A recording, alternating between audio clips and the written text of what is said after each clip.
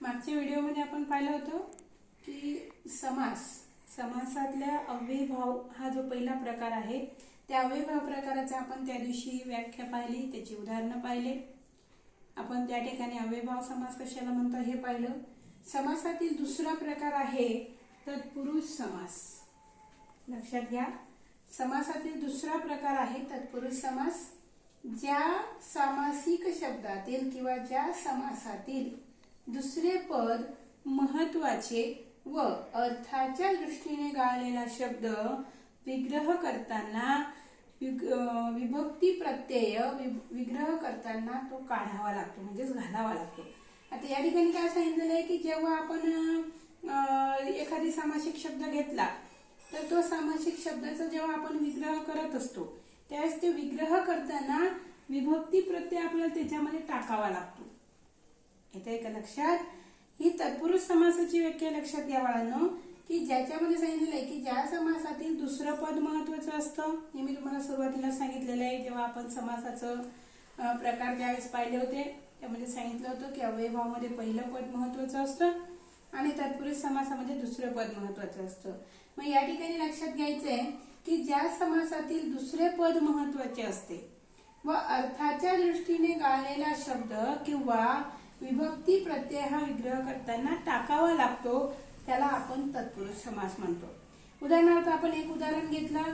समजा उदाहरण आहे तुमचं तोंडपाठ. हा आहे तुमचा सामासिक शब्द. लक्षात घ्या, हा काय आहे तुमचा सामासिक शब्द आहे. आता आपल्या या व्याख्येनुसार इथे आपण काय करणार आहे तर ह्या शब्दाचा विग्रह करताना याच्यामध्ये विभक्ती प्रत्यय टाकणार आहे.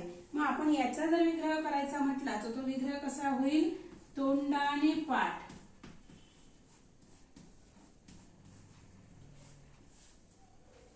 येते लक्षात? आता हा ने जो आला आहे हा ने आहे विभक्ती प्रत्यय. येते का लक्षात? ने काय तुमचा त्या ठिकाणी विभक्ती प्रत्यय. ने ही शी असं आपण त्या ठिकाणी विभक्ती प्रत्ययाचा तक्ता तुमचा पाठच असला पाहिजे आणि असलाच पाहिजे, कारण या ठिकाणी तुम्हाला विभक्ती प्रत्ययाचा बऱ्याच ठिकाणी उपयोग होत असतो. म्हणून या ठिकाणी बघा तोंडाने पाठ, तोंडपाठ. तोंडपाठ हा सामासिक शब्द झाला. त्याचा विग्रह करताना आपण त्याच्यामध्ये विभक्ती प्रत्यय हा टाकलेला आहे, घालावा लागतो असा शब्द वापरला तो आपण टाकलेला आहे. ने ही शी तृतीय विभक्तीचं उदाहरण येतं बघा. ने ही शी आला का लक्षात? या पद्धतीने आपण तत्पुरुष समास काय कशाला म्हणतात हे त्याची व्याख्या आहे. आता लक्षात घ्या बाळांनो, तत्पुरुष समासाचे प्रकार भरपूर आहेत. ते प्रकार आज मी तुम्हाला सांगते आणि मग आपण पुढच्या व्हिडिओमध्ये प्रत्येक प्रकाराची व्याख्या आणि त्याची उदाहरणं आपण सलग घेणार आहोत. आणि म्हणून या ठिकाणी आपण एक उदाहरण घेतलं तोंडाने पाठ. आणखी आपल्याला जर एखादी उदाहरण घ्यायचं म्हटलं तर आपण घेऊ शकतो क्रीडांगण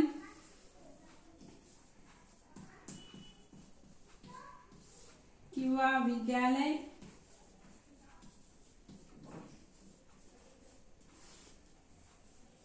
महादेव,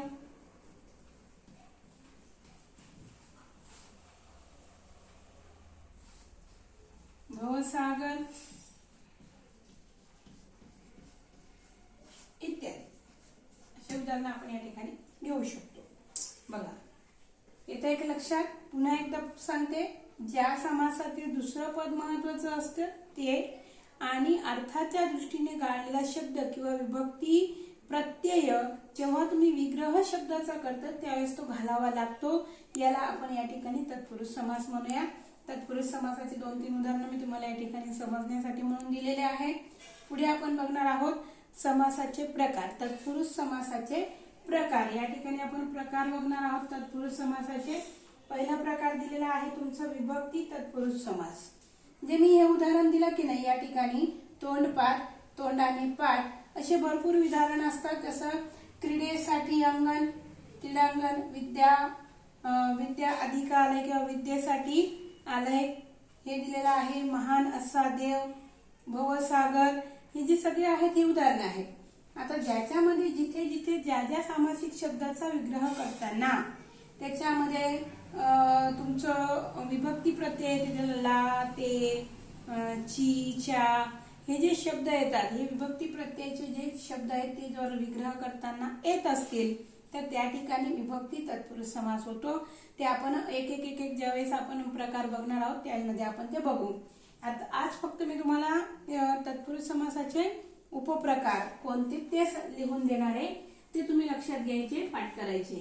दुसरा आहे तुमचा अलुक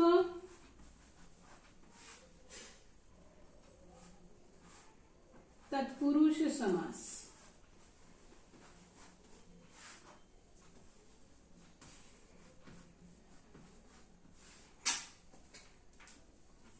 त्यानंतर आहे तुमचं, आता मी हे थोडंसं पुसते इथं जागा नसल्यामुळे, व्याख्या तुमच्या लक्षात आलीच असेल.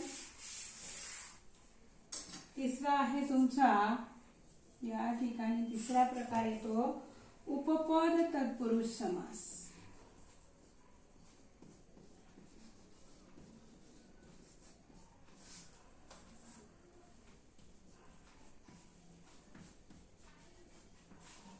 त्यानंतर चौथा आहे तुमचा नत्र तत्पुरुष समास. नत्र या शब्दाचा अर्थ नाही होतो एवढं लक्षात ठेवायचंय. ज्या सामासिक शब्दाचा विग्रह करताना त्याच्या आधी नाही हा शब्द येतो तिथे नत्र तत्पुरुष समास होत असतो. त्यानंतर आहे कर्मधारय समास. पुढचा आहे तुमचा कर्मधारय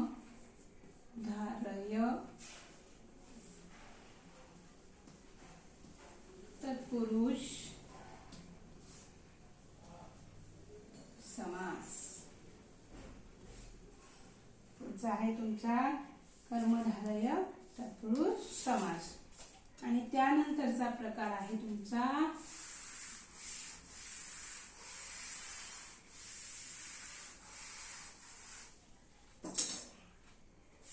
सहा नंबरचा प्रकार आहे तुमचा द्विगु समास.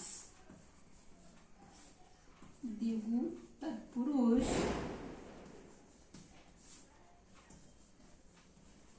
समास. 7 नंबरचा आहे तुमचा मध्यम पदलोपी समास. मध्यम पदलोपी समास. आता या ठिकाणी लक्षात घ्या बेटांनो की समास तुमच्या 8वीच्या वर्गाला हे आहे, 9वी मध्येही थोडासा त्याचा थोडा भाग आपण घेत असतो जरी तो अभ्यासक्रमात नसेल तरी, कारण 10वीला तुम्हाला समास आहे. तर 10वीच्या समासामध्ये या ठिकाणी तुम्हाला द्विगु समास आहे, विभक्ती तत्पुरुष समास आहे अभ्यासाला, आणि कर्मधारय हे 3 प्रकार तुम्हाला 10वीच्या अभ्यासक्रमामध्ये दिलेले आहेत जे तत्पुरुष समासाचे प्रकार आहेत. आणि त्याचबरोबर अव्ययीभाव समास तुम्हाला पण आहे, आणि द्वंद्व जो दुसरा प्रकार आहे, तिसरा प्रकार, त्या द्वंद्व समासाची उदाहरणं तुम्हाला 10वी मध्ये विचारल्या जातात. म्हणजे 10वीच्या अभ्यासक्रमामध्ये अव्ययीभाव समास आहे, तत्पुरुष समासाचे हे 3 प्रकार आहेत, आणि द्वंद्व समास पूर्ण आहे. बहुव्रीही समास तुम्हाला 10वीला नाहीये सध्या तरी अभ्यासाला, पुढे सांगू शकत नाही. आता या ठिकाणी आपण बघणार आहे समासाचे प्रकार. पहिला आहे विभक्ती तत्पुरुष समास, दुसरा आहे अलुक तत्पुरुष समास, तिसरा आहे उपपद तत्पुरुष समास, चौथा आहे नत्र तत्पुरुष समास, पाचवा येतो तुमचा कर्मधारय तत्पुरुष समास, 6वा आहे तुमचा द्विगु तत्पुरुष समास, आणि मध्यम पदलोपी तत्पुरुष समास तुमचा 7वा प्रकार आहे. असे एकूण तुमचे तत्पुरुष समासाचे 7 प्रकार पडतात. आतापर्यंत आम्ही काय शिकलो छोट्या वर्गांमध्ये? फक्त समास, अव्ययीभाव समास, तत्पुरुष समास, द्वंद्व समास आणि बहुव्रीही समास, आणि त्याचे 2-4 उदाहरणं घेतले की होतं. पण आपल्याला माहिती असलं पाहिजे एका समासाची इतकी उपप्रकार त्या ठिकाणी पडतात. आणि आता आपण पुढच्या व्हिडिओमध्ये प्रत्येक जो काही उपप्रकार आहे त्या प्रत्येक उपप्रकाराची उदाहरणं आणि त्याची व्याख्या ही मी तुम्हाला देणार आहे. आपण रोज आता 2-2 जी काही उपप्रकार आहेत त्याची उदाहरणे आपण घेऊ आणि त्याची माहिती आपण त्या ठिकाणी मिळवून घेऊ.